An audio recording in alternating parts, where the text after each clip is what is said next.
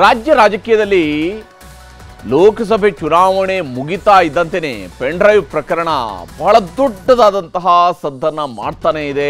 Pen drive ಪ್ರಕರಣವನ್ನು ಬಿಟ್ಟು ನಮ್ಮ ರಾಜಕಾರಣಿಗಳು ಮುಂದಕ್ಕೆ ಹೋಗ್ತಾ ಇಲ್ಲ. ಇವತ್ತು ಕೂಡ ಪೆನ್ ಡ್ರೈವ್ ವಿಷಯದಲ್ಲಿ ಕುಮಾರಸ್ವಾಮಿ, ಮುಖ್ಯಮಂತ್ರಿ ಸಿದ್ದರಾಮಯ್ಯ, ಉಪಮುಖ್ಯಮಂತ್ರಿ ಡಿ.ಕೆ. ಶಿವಕುಮಾರ್ ನಡುವೆ ವಾಕ್ಸಮರ ನಡೆದಿದೆ.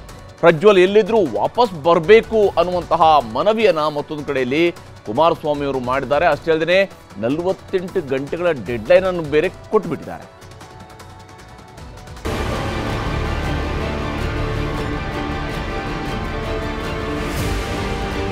ಪೆನ್ ಡ್ರೈವ್ ಪ್ರಕರಣ ಶುರುವಾಗಿ ಬರೋಬ್ಬರಿ 24 ದಿನವಾಯಿತು. ಪ್ರಜ್ವಲ್ ರೇವಣ್ಣ ದೇಶ ಬಿಟ್ಟು ಹೋಗಿ 24 ದಿನ ಆಯಿತು. 24 ದಿನ ಕಳೆದ್ರೂ ಕಾಂಗ್ರೆಸ್ ಮತ್ತು ಮೈತ್ರಿ ಪಕ್ಷಗಳ ಸಮರ, ಅದರಲ್ಲೂ ಸರ್ಕಾರ ಮತ್ತು ಜೆಡಿಎಸ್ ಕುಟುಂಬದ ನಡುವಿನ ಸಮರ ಒಂಚೂರು ಕಮ್ಮಿಯಾಗಿಲ್ಲ. ಪೆನ್ ಡ್ರೈವ್ ಪ್ರಕರಣದಲ್ಲಿ ನಿನ್ನೆ ಮತ್ತೊಂದು ಆಡಿಯೋ ರಿಲೀಸ್ ಆಗಿತ್ತು. ಇದರಲ್ಲಿ ಜೆಡಿಎಸ್ ಪಕ್ಷವನ್ನೇ ಮುಗಿಸಬೇಕು, ದೇವೇಗೌಡರು ಇನ್ನೂ ಸೂಸೈಡ್ ಮಾಡ್ಕೊಂಡಿಲ್ಲ ಅನ್ನೋ ಸಂಭಾಷಣೆ ಇತ್ತು. ಕಾಂಗ್ರೆಸ್ನ ಎಲ್.ಆರ್. ಶಿವರಾಮೇಗೌಡ ಹಾಗೂ ವಕೀಲ ದೇವರಾಜೇಗೌಡರದ್ದು ಅಂತಾನೂ ಸುದ್ದಿಯಲ್ಲಿತ್ತು. ಆ ವಿಡಿಯೋ ವೈರಲ್ ಆಗ್ತಾ ಇದ್ದಂತೆ ಇವತ್ತು ಕುಮಾರಸ್ವಾಮಿ ಮಾಧ್ಯಮಗಳ ಮುಂದೆ ಬಂದ್ರು. ಇದಕ್ಕೂ ಮೊದಲು ಇಡೀ ಪೆನ್ ಡ್ರೈವ್ ಪ್ರಕರಣದಲ್ಲಿ ಇವತ್ತು ಮುಖ್ಯಮಂತ್ರಿ ಸಿದ್ದರಾಮಯ್ಯನವರು ಮಾತನಾಡಿದ್ರು. ಆ ಪ್ರಶ್ನೆಗಳಿಗೂ ಕುಮಾರಸ್ವಾಮಿ ಉತ್ತರ ಕೊಟ್ರು. ಇದನ್ನ ಜಗಜ್ಜಾಹಿರ ಮಾಡಿ ಆ ಹೆಣ್ಣು ಮಕ್ಕಳ ಭವಿಷ್ಯ ಹಾಳು ಮಾಡತಕ್ಕಂಥ ಕುಟುಂಬಗಳ ಒಂದು ಬಾಂಧವ್ಯ, ಭವಿಷ್ಯವನ್ನ, ಅವರ ಭಾವನೆಗಳನ್ನ ಕೆಡಿಸಿರ್ತಕ್ಕಂಥವ್ರು ಯಾರು? ದಯವಿಟ್ಟು ಮುಖ್ಯಮಂತ್ರಿಗಳು ಹೇಳಬೇಕು. ನೋಡಪ್ಪ,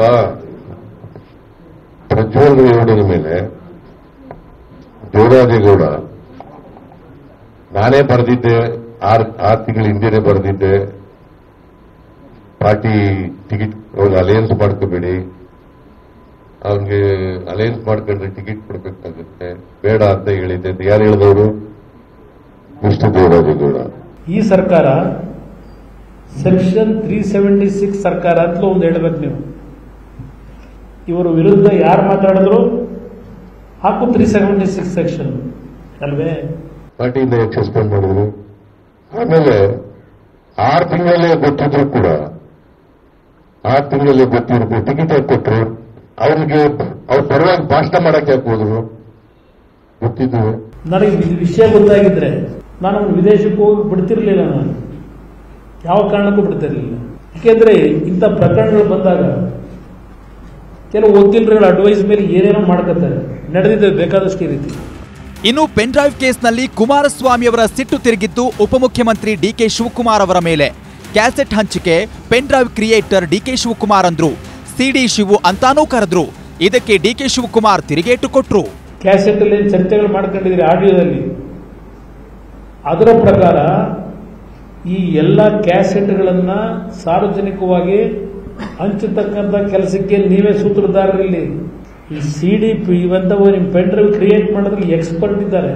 ನನಗೆ ವ್ಯಂಗ್ಯವಾಗಿ ಹೇಳಿದ್ರು, ಇದೇ ಇದು ಪೆನ್ ಡ್ರೈವ್ ನಿಮ್ಮ ಹತ್ರ ಇರೋದು ಅಂತ.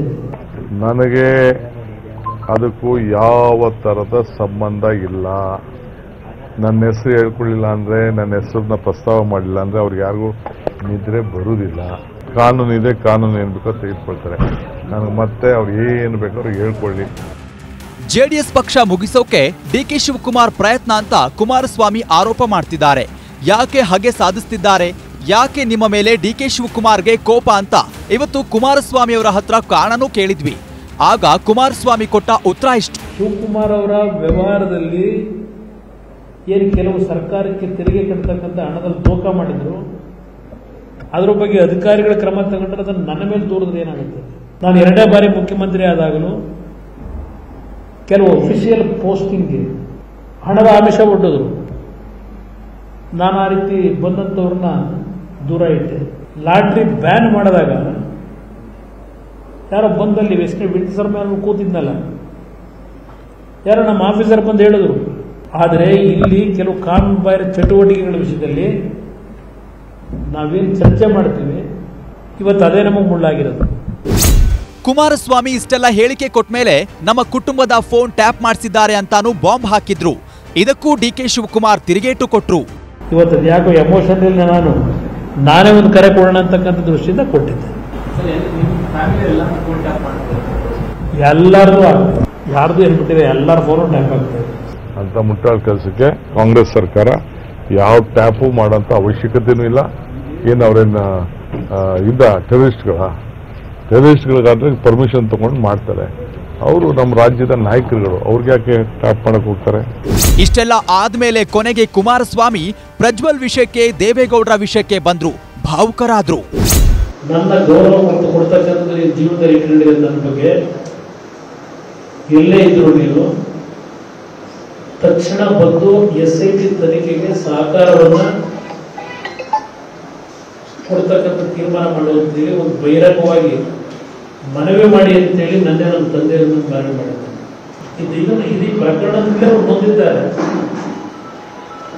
ಇಂಥ ಒಂದು ಪ್ರಕರಣ ಕುಟುಂಬದ ಮೇಲೆ ಬಂದಾಗ ನಾನು ಯಾವ ಮುಖ ಇಟ್ಕೊಂಡು ನಾನು ರಾಜಕೀಯದಲ್ಲಿ ಹೋಗ್ಬರಲಿ ಅಂತಕ್ಕಂಥದ್ದು ಅವ್ರು ಅನಿಸ್ತು. ನಾನು ಅದಕ್ಕೆ ಅವ್ರಿಗೆ ಹೇಳಿದೆ, ಯಾವ ಕಾರಣಕ್ಕೂ ಹೋಗಬೇಡಿ. ನನಗೆ ಜನ್ಮ ಕೊಟ್ಟಿರೋ ತಂದೆ, ಜನ್ಮ ಕೊಟ್ಟಿದ್ದ ನನ್ನ ತಾಯಿ ಮನೆಯಲ್ಲಿದ್ದಾರೆ. ಅವ್ರ ನೋವೇನಿದೆ ಆ ನೋವಿನಲ್ಲಿ ಏನಾದರೂ ಜೀವಕ್ಕೆ ಅಪಾಯ ಆಗಬಾರದು ಅಂತೇಳಿ. ಪೆನ್ಡ್ರೈವ್ ವಿಷಯ ಸಿದ್ದರಾಮಯ್ಯ, DK ಶಿವಕುಮಾರ್, ಕುಮಾರಸ್ವಾಮಿ ನಡುವೆ ವಾಕ್ಸಮರಕ್ಕಷ್ಟೇ ಸೀಮಿತವಾಗಲಿಲ್ಲ. ಜೆಡಿಎಸ್ನವರು ಸಾಮಾಜಿಕ ಜಾಲತಾಣಗಳಲ್ಲೂ DK ಶಿವಕುಮಾರ್ ಅವರೇ CD ಶಿವಕುಮಾರ್ ಅವರದ್ದೇ ಸಂಚು ಅಂತ ಪೋಸ್ಟ್ ಹಾಕಿದ್ದಾರೆ. ಸಂಚು ನಂಬರ್ 1 ಪ್ರಧಾನಿ ನರೇಂದ್ರ ಮೋದಿ ಅವರಿಗೆ ಅಪಖ್ಯಾತಿ ತರುವುದು. ಸಂಚು ನಂಬರ್ 2 ಮಾಜಿ ಮುಖ್ಯಮಂತ್ರಿ ಕುಮಾರಸ್ವಾಮಿ ನಾಯಕತ್ವ ಹಾಳು ಮಾಡುವುದು. ಸಂಚು ನಂಬರ್ 3 ಜನತಾದಳ ಮತ್ತು ಬಿಜೆಪಿ ಕರ್ನಾಟಕದ ಮೈತ್ರಿ ಮುರಿದು ಬೀಳುವಂತೆ ಮಾಡುವುದು. ಸಂಚು ನಂಬರ್ 4 ದೇವೇಗೌಡ ಅವರ ಜೀವವನ್ನ ಬಲಿ ಪಡೆಯುವುದು. ಶತಮಾನದಷ್ಟು ಸುದೀರ್ಘ ಇತಿಹಾಸ ಹೊಂದಿರುವ ಕಾಂಗ್ರೆಸ್ ಪಕ್ಷಕ್ಕೆ ಇದೆಂಥ ದುರ್ಗತಿ ಅಂತ ಎಕ್ಸ್ನಲ್ಲಿ ಪೋಸ್ಟ್ ಹಾಕಿದ್ದಾರೆ.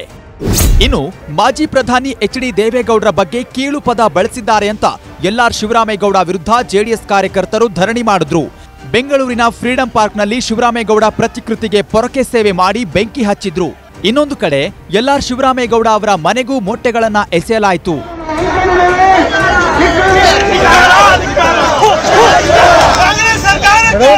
ಇನ್ನು ಲೈಂಗಿಕ ದೌರ್ಜನ್ಯ ಪ್ರಕರಣದಲ್ಲೂ HD ರೇವಣ್ಣಗೆ ಜಾಮೀನು ಮಂಜೂರಾಗಿದೆ.